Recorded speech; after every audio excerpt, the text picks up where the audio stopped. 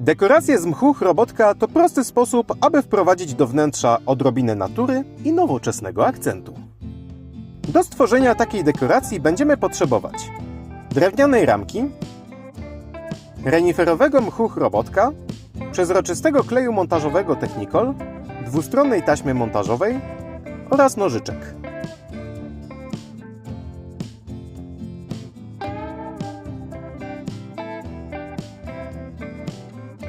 Na początku naklejamy taśmę montażową na tylną część ramki. Nakładamy ją pionowo, co umożliwi cyrkulację powietrza i sprawi, że połączenie będzie bardziej wytrzymałe.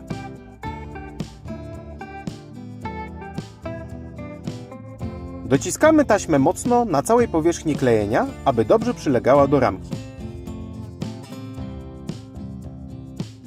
Otwieramy klej, przebijając membranę końcówką nakrętki. Rozprowadzamy klej w ramce, tworząc warstwę na tyle grubą, by mech mógł się w niej dobrze zatopić.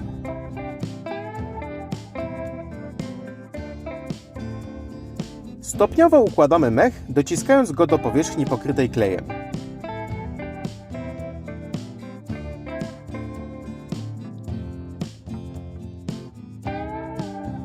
Rozkładamy pracę na krótkie odcinki, dzięki czemu mech wtapia się w świeży, jeszcze wilgotny klej.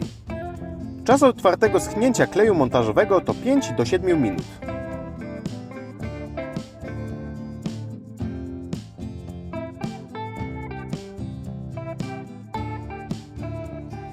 Mech chrobotek nie wymaga światła ani pielęgnacji, dlatego świetnie sprawdzi się nawet w ciemniejszym, wilgotnym pomieszczeniu.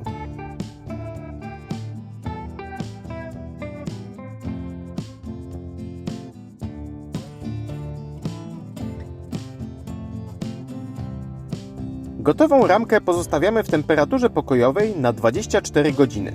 W tym czasie klej całkowicie się utwardzi i stanie się przezroczysty. Przygotowaliśmy 3 podobne ramki. Teraz wystarczy ściągnąć osłonki z taśmy i mocno docisnąć całą konstrukcję do suchej, odtłuszczonej powierzchni ściany.